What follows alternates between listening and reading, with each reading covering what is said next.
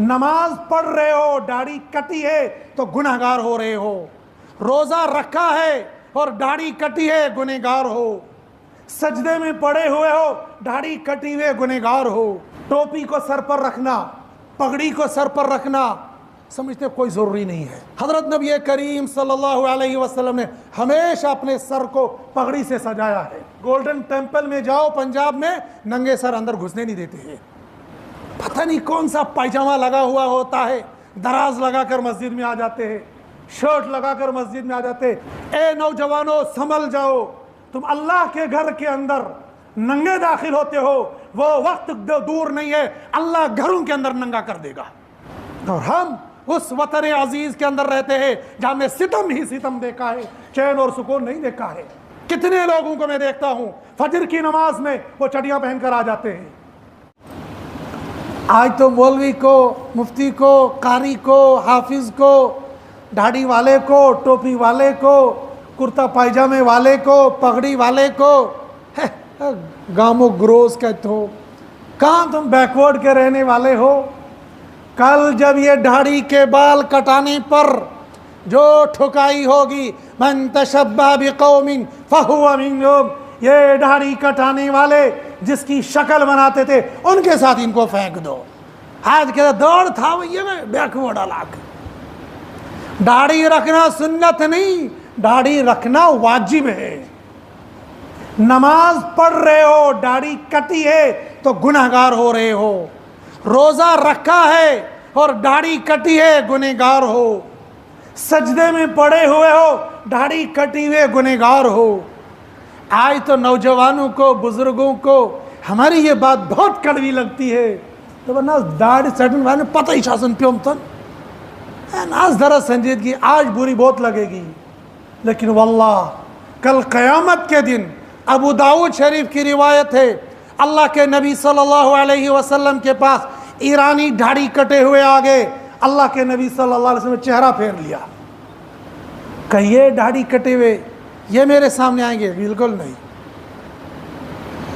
ये इसको समझते बंदे नाज क्या जरूरी है। टोपी को सर पर रखना, पगड़ी को सर पर रखना समझते कोई ज़रूरी नहीं है। हज़रत नबी करीम सल्लल्लाहु अलैहि वसल्लम ने हमेशा अपने सर को पगड़ी से सजाया है। आपका सर पगड़ी से मुज़य्यन होता था।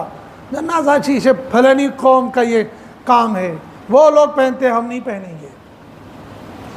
नंगे सर फिरेंगे, नंगे सर नमाजें पढ़ेंगे, नंगे सर है गैर गैर। गोल्डन टेम्पल में जाओ पंजाब में, नंगे सर अंदर घुसने नहीं देते हैं। यहाँ तो अव्वल नंगे सर आएंगे और अगर आ गए टोपी ढूंढेंगे, वो प्लास्टिक की टोकरियां सर पे रखेंगे। ये प्लास्टिक की टोपियों के साथ नमाज पढ़ना ये मकरू है। ऐसा लिबास होना चाहिए जिस लिबास के साथ माशरे में जाओ। पता नहीं कौन सा पायजामा लगा हुआ होता है, दराज लगाकर मस्जिद में आ जाते हैं, शर्ट लगाकर मस्जिद में आ जाते हैं। वो लिबास जिस लिबास के साथ तुम दफ्तर में नहीं जा सकते हो, अल्लाह के घर में आ जाते हो, तो नस के परवाह चले। हाफ शर्ट के साथ नौजवानों जो नमाज पढ़ते हो, नमाज मकरू होती है। और बाज दफ़ा तो ये शर्ट पहनने वालों की नमाज फासिद होती है। नमाज ख़त्म, सतर खुल जाता है, नमाज होती नहीं है। और ये तो वो चीज़ें हैं जो बज़ाहिर हम जिम ये कहते हैं ये फ़र्ज़ नहाइश है। हम ये नहीं कहते सलवार कमीज़ पहनना ये फ़र्ज़ है। ये सुलहा का लिबास है, अतकिया का लिबास है। हज़रत नबी करीम सल्लल्लाहु अलैहि वसल्लम का कुर्ता मुबारक लंबा होता था। सफ़र में जाते थे थोड़ा सा कम होता था, हज़र में होते थे तो थोड़ा सा लंबा होता था। आप अलैहिस्सलातु वस्सलाम ने हमेशा लुंगी पहनी है, पायजामे को पसंद किया है। एक ज़ईफ़ कौल के मुताबिक पहना भी है, लेकिन असह कौल के मुताबिक आपने पसंद इसको ज़रूर किया है, हमेशा लुंगी पहनी है।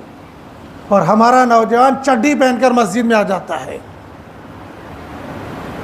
ए नौजवानों, संभल जाओ, तुम अल्लाह के घर के अंदर नंगे दाखिल होते हो, वो वक्त दूर नहीं है अल्लाह घरों के अंदर नंगा कर देगा। अल्लाह घरों के अंदर रुसवा कर देगा, फिर उस वक्त चीखेंगे चिल्लाएंगे, कोई सुनने वाला नहीं होगा। और हम उस वतन अजीज के अंदर रहते हैं जहां में सितम ही सितम देखा है, चैन और सुकून नहीं देखा है। 70 साल से हम झेल रहे हैं। इन पुराने बुजुर्गों में से बहुत सारों ने देखा होगा, इन बुजुर्गों को बर्फ में, बारिश में कपड़े निकाल कर बर्फ में खड़ा किया जाता था। क्या वो दौर याद नहीं रहा? वो अल्लाह की मार नहीं थी, वो अल्लाह की पकड़ नहीं थी। आज हमें पैसा आ गया, फरावानी आ गई, माल आ गया, हम अल्लाह को भूल गए। हमने अल्लाह के घर के अंदर नंगे आना शुरू कर दिया।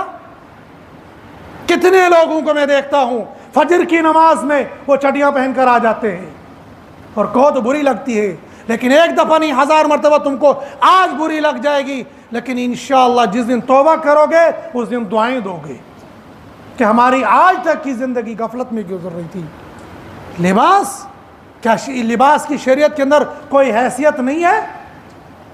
तमाम मुहद्दिसीन ने अपनी किताबों के अंदर किताबुल लिबास बाज़ाब्ता तौर पर कायम किया है कि अल्लाह के नबी सल्लल्लाहु अलैहि वसल्लम ने कुर्ता मुबारक कैसा पहना है, उसके अंदर बटन मुबारक कैसे हुआ करते थे, लिबास मुबारक का रंग कैसा हुआ करता था, रुमाल था या नहीं था, ये टोपी पगड़ी के नीचे एक छोटा सा रुमाल हुआ करता, उस रुमाल का तज़किरा भी है। ये पगड़ी का रंग कैसा होता है ये भी है, और ये जो हम पगड़ी में बीच के अंदर ये जो चाक जैसा बनाते इसका भी तज़किरा है। जब पूरे लिबास का तज़किरा है तो हम ये कहेंगे दबन्ना पलाव ये लगे तिलो कहाँ हारे सुनो। हाँ, सतर छुपाने के लिए इजाज़त हो सकती है, लेकिन शरी लिबास शरीयत ने मुतय्यन किया है। अगर किसी इंसान ने पर्दे के साथ लिबास पहना है, मान लीजिए, मैं ये नहीं कहता पहनना चाहिए, लेकिन अगर किसी आदमी ने पैंट शर्ट पहनी है जिसमें मुकम्मल पर्दा है, जो पुरानी पैंट शर्ट हुआ करती थी उसमें पर्दा है, सतर छुप जाता है, लेकिन उस लिबास में और शलवार कमीज सफ़ेद कलर वाले लिबास में आसमान ज़मीन का फ़र्क होगा। इसमें आमाल ज़्यादा मिलेंगे, नेकियां ज़्यादा मिलेगी, उसमें कम मिलेगी। और फिर शलवार कमीज़ वाला भी रंगीन पहनने वाले को कम सवाब मिलेगा, सफ़ेद वाले को ज़्यादा सवाब मिलेगा। अहब्बु सियाब इंदल्लाहि अबियज़, प्यारे नबी सल्लल्लाहु अलैहि वसल्लम फरमाया, खुद भी सफ़ेद लिबास पहनो और मुर्दों को भी सफ़ेद लिबास में कफन दिया करो, लेकिन इसमें ऊंच नीच का फ़र्क होगा। 19-20 का सवाब मिलेगा, सवाब दोनों को मिलेगा। लेकिन असल बात जो मैं ये कहना चाह रहा हूँ कि हमारे माशरे के अंदर जो नंगापन रिवाज होता जा रहा है, लड़कियां भी और लड़के भी, इसको कंट्रोल कर लो। और इस कंट्रोल करने की जिम्मेदारी माँ बाप पर होती है, ये भाइयों पर होती है। हमारी बहनें, हमारी बेटियां नंगी चल रही है, इसको कंट्रोल कर लो, वल्लाह का अल्लाह का अजाब और अल्लाह की गिरफ्त और अल्लाह की पकड़ आ जाएगी। फिर इन नेकियों के साथ जिस बंदे की नेकियां ज़्यादा होंगी वो अल्लाह की यहाँ दर्जा बदर्जा ऊपर चढ़ता जाएगा। ये जो फ़कीर मलंग आपको दिख रहे हैं, चटाइयों पर ज़िंदगी गुजारने वाले, मदरसों में ज़िंदगी गुजारने वाले, हाफिज़ कुरान उलमा, ये हमारी नज़रों के अंदर बज़ाहिर तो कुछ नहीं है, लेकिन सिर्फ वनस ही क्या सर, वैसे के अंदर ना ज़िंदगी छुतों से। जब किसी आलिम को देखें तो ज़िंदगी तो आपकी शाहाना ज़िंदगी है, सुकून वाली ज़िंदगी है, और कहेंगे बच्चे को मदरसे में भेजो, नन्नाज क्या ब्याशुन चुम बनाऊँ, फ़कीर बनाना है। उधर मौलवी को कहते कितना खाता है यार, है इतना खा के पेट देखो कहाँ निकल रहा है, और बच्चे को कहेंगे मतलब खाएगा क्या। मौलवी को कहते खाता कितना है, और बच्चे की बारी कहते खाएगा क्या। अल्लाह ने मौलवी का रिज्क ऐसे बखेर दिया पूरी दुनिया के अंदर, जगह जगह जगह जगह इतना खाता है, डंडे के ज़ोर पर इसको परहेज़ करवाना पड़ता है। अक्सर मौलवियों को देखो उनसे परहेज़ ही नहीं होता है। यही मौलवी, यही मुफ्ती, यही कारी, यही हाफिज़, अदना से अदना मौलवी हाफिज़ कुरान, इसको अल्लाह पाक कल क़यामत के दिन इक़रा पढ़ वरतक़ी और चढ़ता जा, ये मंजिल ये मंजिल ये मंजिल ये मंजिल, ये है वो वज़ालिका जज़ाउ मन तज़क्का, जो जितना तक़वे और तारत वाला होगा ऊपर चढ़ता चला जाएगा। कितनी मंजिल मिलेगी वल्लाहु आलम।